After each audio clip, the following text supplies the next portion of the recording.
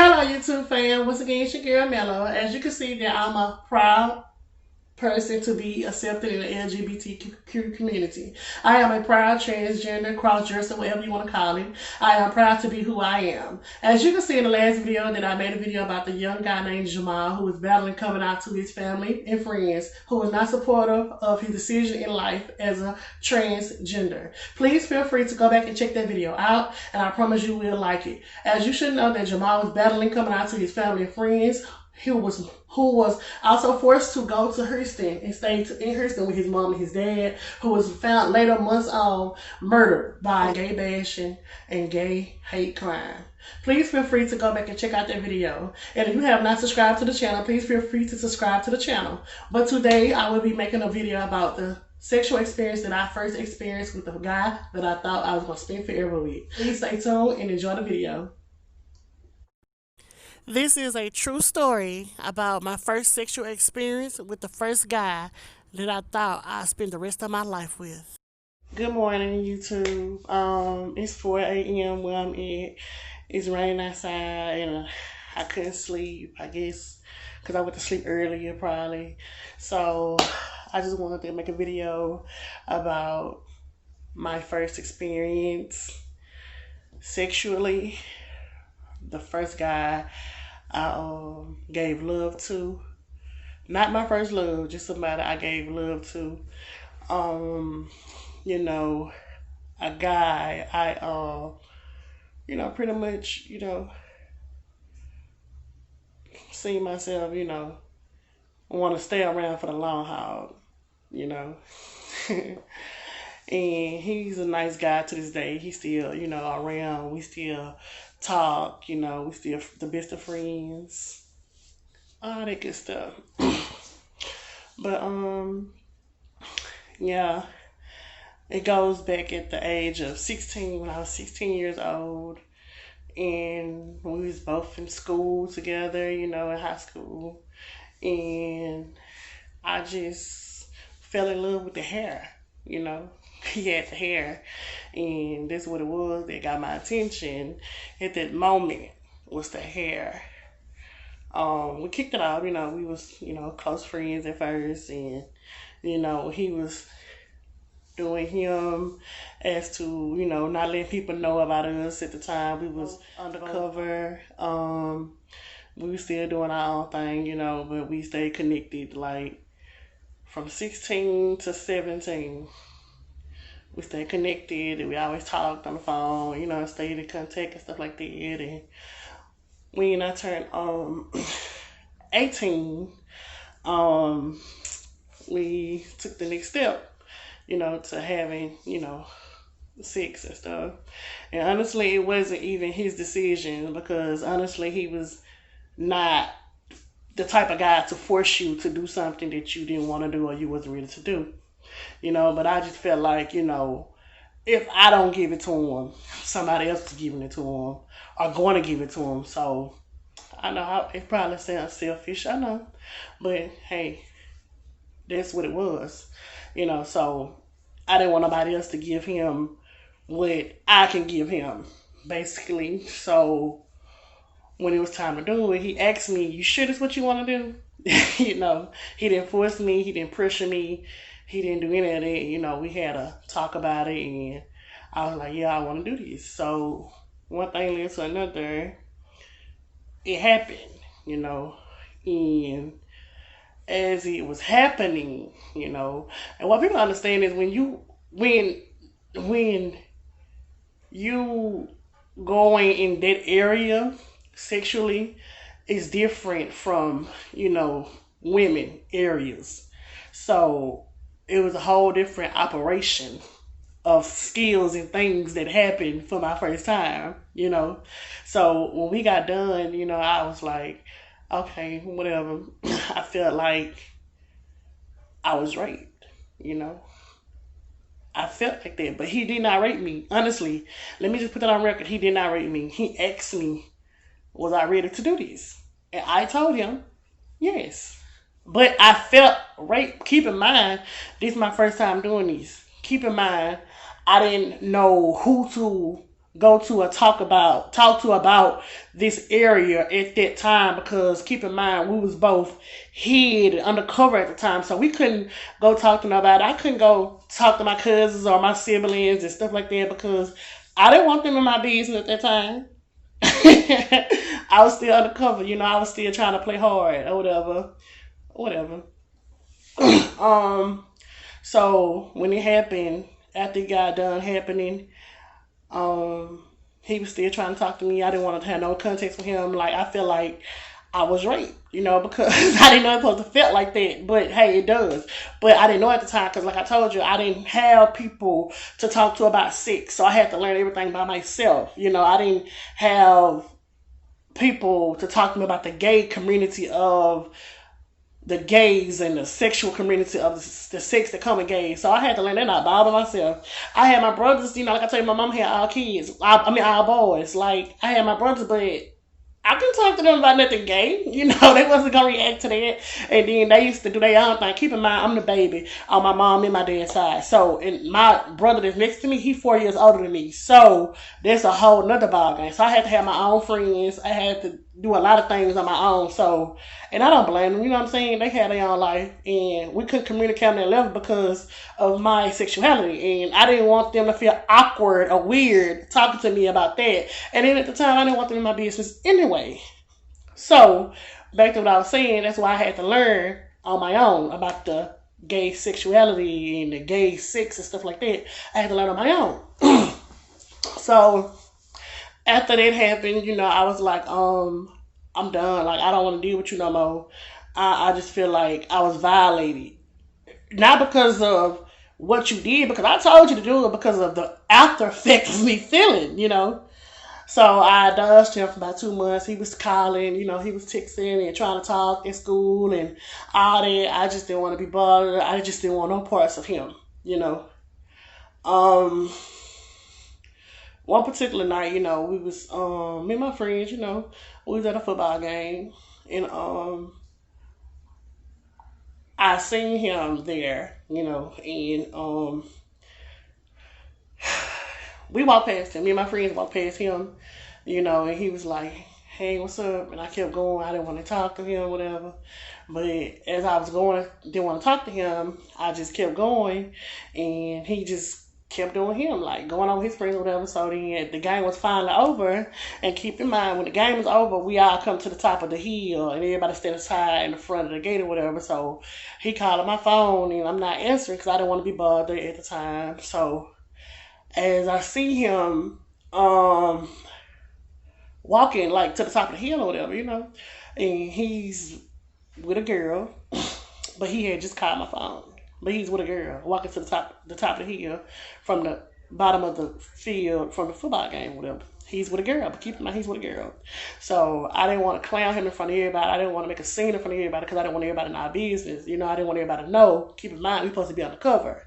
But when I tell you I was hurt, actually, honestly, in reality, I went home and I cried because I feel like this is my man, But hey, he feel like you ain't give me no attention, so why not get to somebody else or get it from someone else, So it is what it is, whatever. So after that situation, I felt like I had to go back. So I went back. I'm not gonna lie. We kicked it off undercoverly.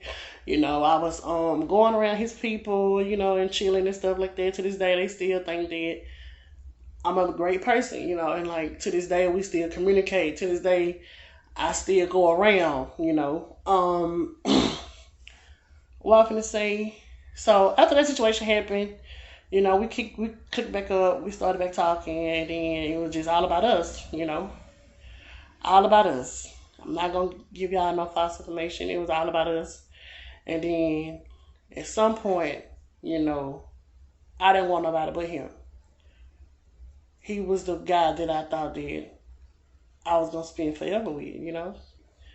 This the first guy to ever touch me. So you thinking this the guy you're gonna spend forever with. So one particular day, we started having sex again. A lot of sex. Because that was my first, and I just wanted to keep doing because he started to feel good, you know. Everybody don't understand that situation because everybody not gay, but that is a great feeling, you know. So it started to feel good to me. So we was constantly doing it, like every day at school, like on weekends, I go over there and we'll do it. We have like all type of stuff going on.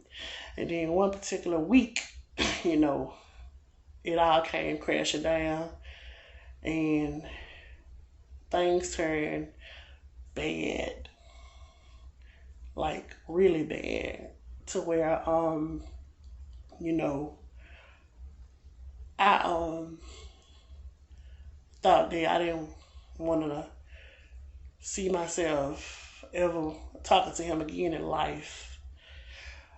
I said that to say this. I got to the point where you know, coming to find out that, you know, we was fin to do it one time, and he told me honestly, he was like, no, we can't do it. He was like, we gotta go get tested. I said, what? We gotta go get tested. I said, why? He was like, because it's a girl I was dealing with gave me an STD.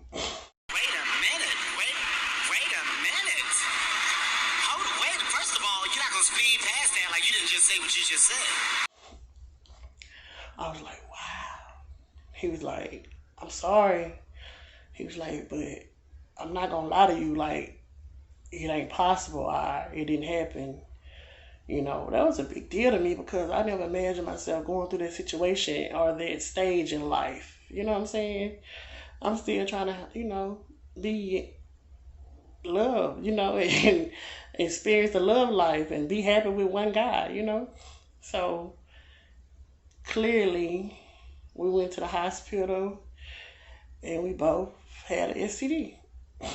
I'm not gonna lie. We both had an STD that was curable. We both got cured, no lie. But after that situation, you know, I know you all, a lot of y'all probably saying y'all would have left. I know a lot of y'all probably saying y'all would have left. I understand, it happens, but I did not leave. You know, we talked about it. You know, he told me he was sorry. He won't do it again. He ain't gonna be with nobody else but me. He just wanted to be all about us. He wanted us to work on it and stuff like that, you know. So, okay, I fell for it. It happens.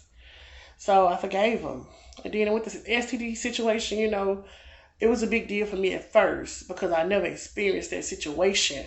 But as time gone by, I said to myself that, hey, it's really not a big deal if it's curable, and you got to face the music someday because everybody, 9 out of 10, everybody had an STD. 9 out of 10. Not everybody, but 9 out of 10, majority of the people that had an STD before. And I'm telling y'all some stuff that I never told my family. So if my family see this video, this will be new to them too. But back to the story. We broke it off, you know. I mean, we kicked it off, yeah. So we started back talking, and we was committed to each other, and I was all about him, and he was all about me, and you know, when I turned 18 and stuff like that, we was all about each other, you know. Then in reality, the situation came about again, where he told me that if he was to ever catch an STD again, he would never put me in a situation because he gonna find out first, and he would not have me in the clinic looking at like a fool and stuff like that again, you know. So I'm like, okay, I trust you, I believe you, whatever. Keep in mind, I'm young, I'm in my teens. So this is my first, you know, so you thinking that it's gonna be all peaches and cream because it's first. Okay. So that's what I thought. So,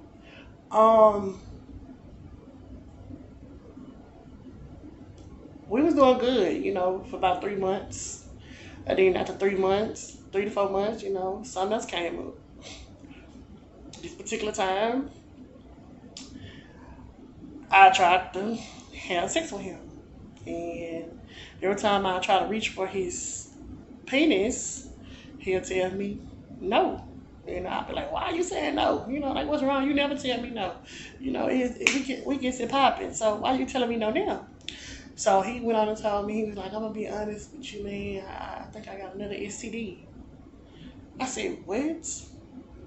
He was like, I think I got another STD. I was like, you know what?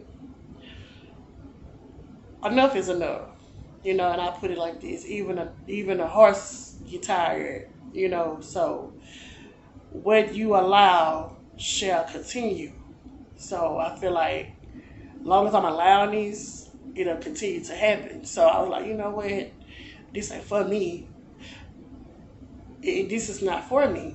Like you steady letting someone give you an STD. So that means it really had me thinking you was messing with the same chick. You know what I'm saying? She steady giving you STDs. What's really popping?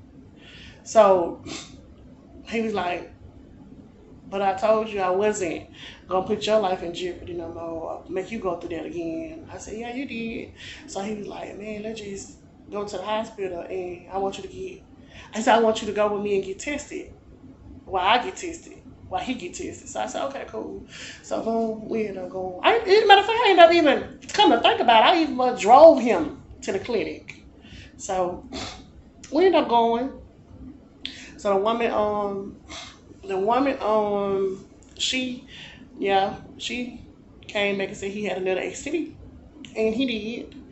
But he didn't get the same results from me as he got the first time. I was literally done with him at that moment. Because at some point you have to realize that if a person is constantly doing the same thing and putting you in the same situation, your feelings was never a number one priority anyway. So I called it quits after that situation. I was done. Like, I couldn't do it. Like, he called, he wanted to text, he wanted to talk about it, he wanted me to forgive him, and I was just done. Like, I wasn't putting myself in that situation no more. Not with that, at some point you have to know your worth. And self-love is better than any love. Period.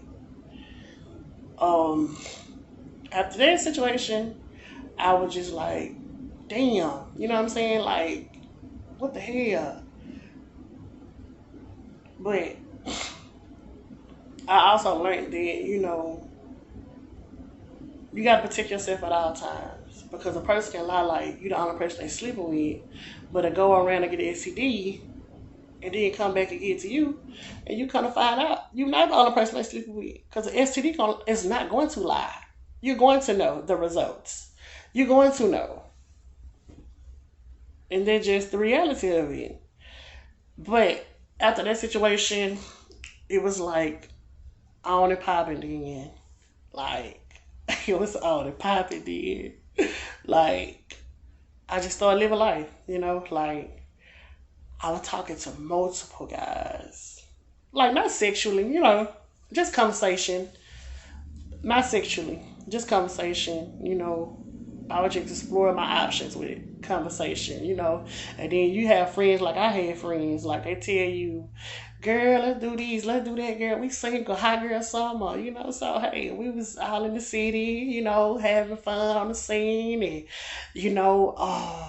going to the parties, going to the clubs and getting drunk. Like, we were just enjoying life, But keep in mind, nobody still didn't know about my sexuality. I mean, they knew, but they never knew the truth until I got up into the point I wanted to tell them. So, that was still a shock to them. But after the situation with him, that's when I started to have hot girl summer. So, that's what it was, It was a hot girl summer. And then it was a hot girl summer next summer. And then reality hit me again to where I fell for somebody else. I will give y'all this scoop on the next video. Please subscribe if you enjoyed this video and stay tuned for the next video of the story time. Like the video, subscribe the video, and if you're new to the channel, please subscribe and take a look back on the journey of the life of Mello with my previous videos. Thank you all for watching, and you all have a blessed day.